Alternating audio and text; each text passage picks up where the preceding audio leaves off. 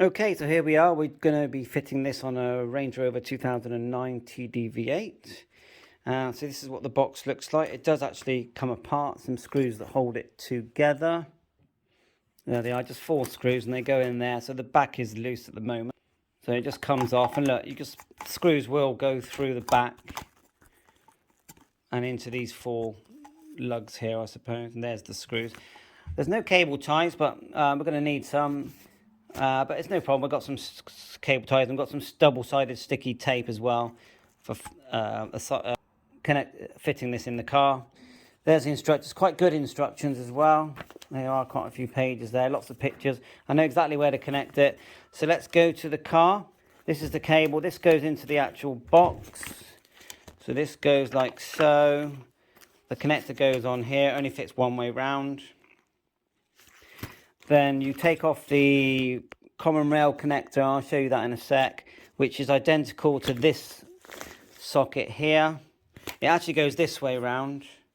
You put your, just so you know, you put your thumb just underneath on that tab sticking out there where my thumb is. You just pull it up, put your thing and just go, and it comes off. Then once it's off, the other one on the car, clip that in, and then the one that came off, plug it into there.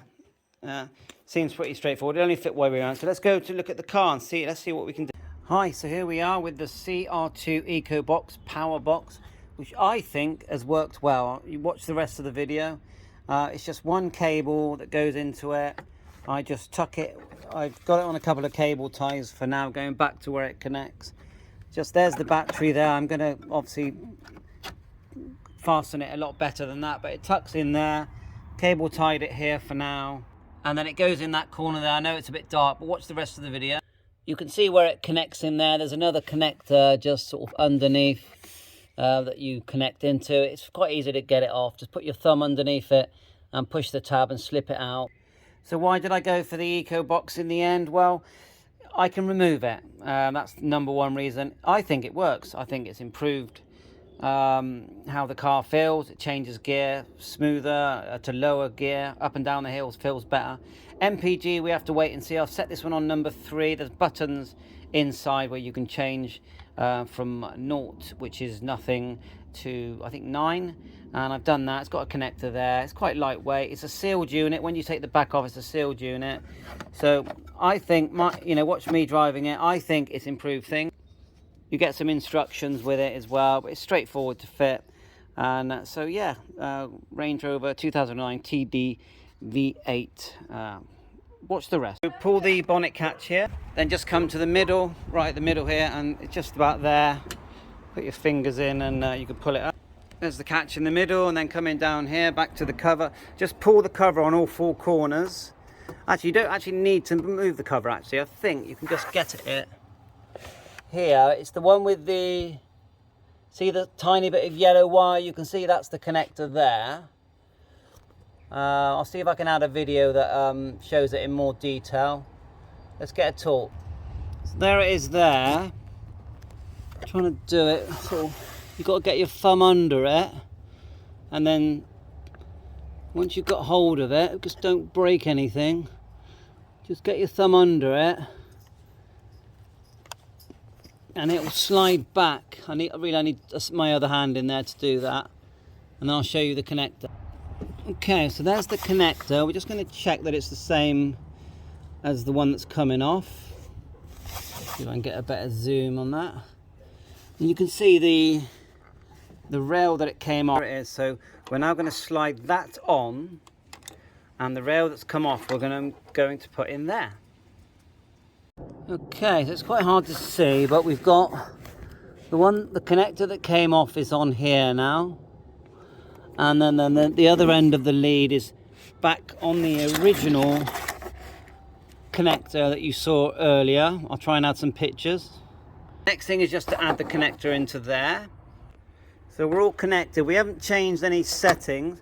Now, when we turn the ignition on, we should see a number. I'm going to set it to number 4, and then we can put the screws back in, put this together, and then we're going to fix it. I'm probably going to pop it just in this gap here, to be honest. Probably, haven't decided, but you know, somewhere where what you want is you don't want any of the cables to touch anything hot. So we're going to cable tie things where things are not hot. Okay, let's just for now turn on the ignition, see what happens. So we'll just turn it over, we'll take off the box. Very nice looking box, nice sealed unit, and let's see if we get a light, and we'll start the engine as well. So ignition's on, the button that you press is here. Just see what it's like to press. There you are. 7, 8, 9, 0, 1. You have to push it quite hard. 2, 3, 4. Now they do say sort of test it, see how you get on with it. You can change it. Obviously, if you go high, you're not going to have so much fuel economy, and I want this for fuel economy, but I do want the low end torque to be better. So let's give it a little test drive. We're just going to fasten this up temporarily and just go up and down the road. Well, the first thing we'll do is start the car. I'll put the screws in though, and I'll start the car. Right, so we put it together, we've turned the ignition on. We're just going to pop it in there a minute. Can't see that it can catch anything. I won't drive it until it's fastened properly, but for now I'm just going to start it and see if I get any errors. So we're in park. Let's start up. So started there, and no errors at the moment. Let's just give it a little rev.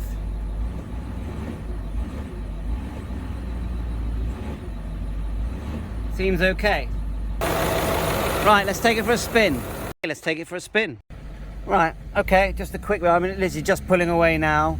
Now I drive up and down this lane all the time, and it always, the revs going up the lane in a minute, they always go up to nearly 2,000. At the moment, it's staying right down low, so I'm quite pleased about that. Below 1,500. And it's a quiet lane. I'm only doing, as you can see, not even 10 miles an hour. And let's just go up this lane. I normally go up here about not even 15. I'll tell you what it feels like. Yeah, it's definitely keeping the revs low.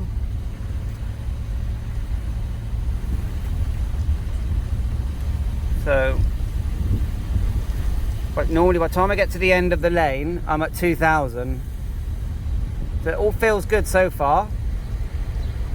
And it's not massively lower, but it's noticeably lower. Normally I get that very high pitch sort of rev. So look, it's already coming down. Now this is where I'm normally at around 2,000.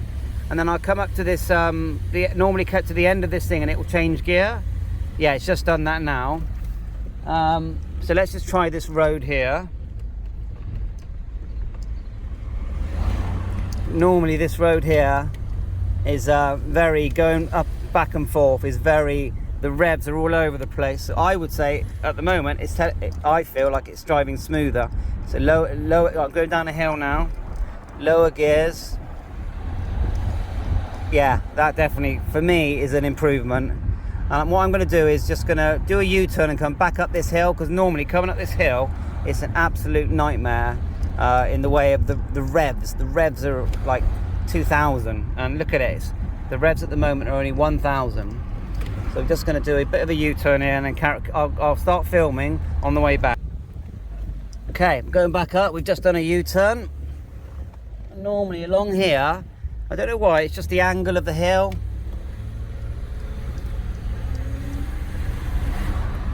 Yeah, right, let's do it.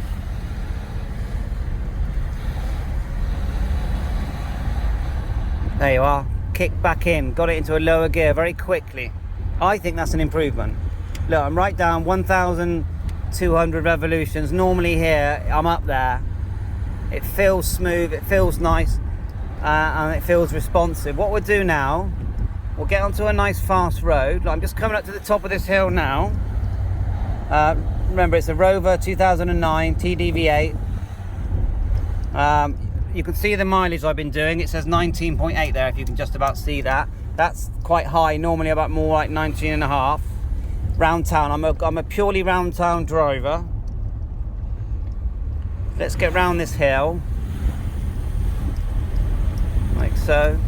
No engine lights at the moment, nothing going on.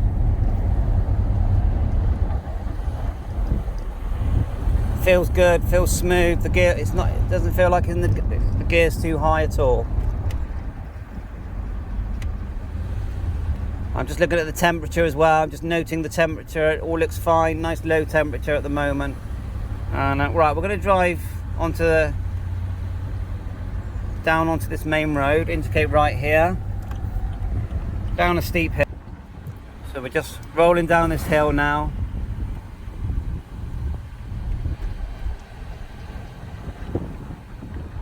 Right, let's do a right here, and then we'll get on a nice flat straight here.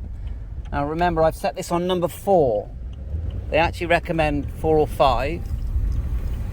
Let's just put our foot down a bit. We're allowed to do about 40 here.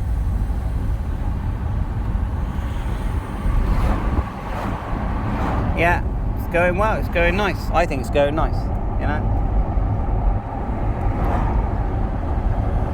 Feels nice, feels smooth. The throttle feels good. We go 40, look. I'm not a fast driver anyway, so yeah, feeling good so far. Right, well I've shut the windows as well now because I know it was a bit noisy then, wasn't it? So look, smooth as ever. Doing just over 30. The revs are about right. We're just coming down here. So I think it's good. Just doing a little straight run here. 30.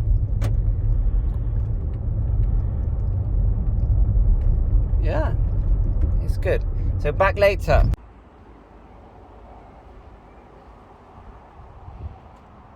Yeah, that was a very choppy transmission here from that gentleman that was commenting. He sounds like he's mobile, but I don't know what that background noise is, and the choppiness of it was just extraordinary.